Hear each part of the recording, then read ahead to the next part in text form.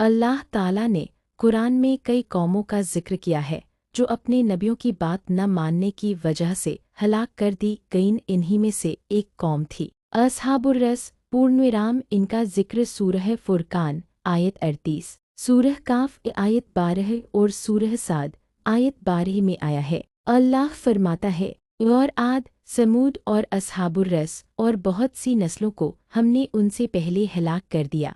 सूरह फुरकान 38। कौम नूह, अस्हाबुर रस, समूद ने भी रसूलों को झुठलाया। इस सूरह काफ 12 है। अस्हाबुर रस लफ्ज़ अर्रस से निकला है जिसका मतलब होता है कुआन या गहरा गड्ढा। रिवायतों और अहल इबैत से मुनकल है कि ये लोग एक ऐसे इलाके में रहते थे जहाँ एक बहुत बड़ा कुआन था। उसी कुएं के किनारे उन्होंने अपना शहर बसाया था। 2 अल्लाह का नबी उनके दरमियान अल्लाह ने अपनी रहमत से उनकी हिदायत के लिए एक नबी भेजा।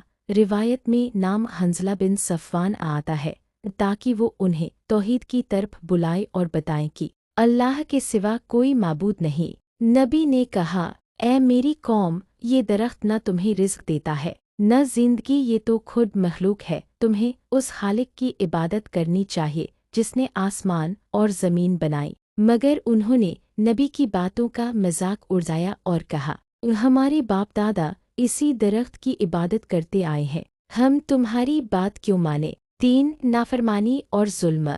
नबी ने सालों तक उन्हें समझाया, तौहीद का पैगाम दिया, मगर उन्होंने अपनी जिद नहीं छोड़ी। उल्टा वो नबी को धमकाने लगे, अगर तुम बाज न आए तो हम तुम्हें मार डालेंगे। वो हर साल एक बड़ा त्योहार मनाते थे जिसमें दरख्त के चारों तरफ नाच गाना, कुर्बानी और सजदा करते थे। ये सब शिर्क और अल्लाह की नाफरमानी में डूबे हुए थे। उन्हें अस्हाबुर रस कहा गया। उन्होंने कुएं को पत्थरों से बंद कर दिया ताकि नबी वहीं मर जाए। नबी कुएं में बंद होकर अल्लाह से दुआ करते रहे। अल्लाह ने उन्हें कुछ मोहलत दी ताकि शायद वो तौबा कर ले, मगर वो अपनी सरकशी में और बढ़ गए। 5 अल्लाह का अज़ाब। आखिरकार अल्लाह ने अपने नबी की फरियाद सुन ली। आसमान पर काले बादल छा गए, तेज आंधी चली, जमीन हिल गई। वो दरख्त जिसको वो खुदा मानते थे आग पकड़कर जल गया और राख हो गया। आसमान से एक जोरदार चीख और ज़लज़ला आया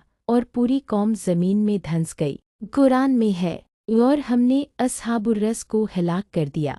सूरह फुरकान 38। 6 इबरत का निशान। रिवायतों में है कि उनकी बस्ती अरब या आज़रबाईजान के किसी इलाके में थी। अल्लाह ने उन्हें ऐसा मिटाया कि आज उनका नाम ओ निशान तक नहीं। उनकी हलाकत की वजह अल्लाह के नबी को झुठलाना, शिर्क, मूर्ति पूजा से बाज न आना, नबी को सताना,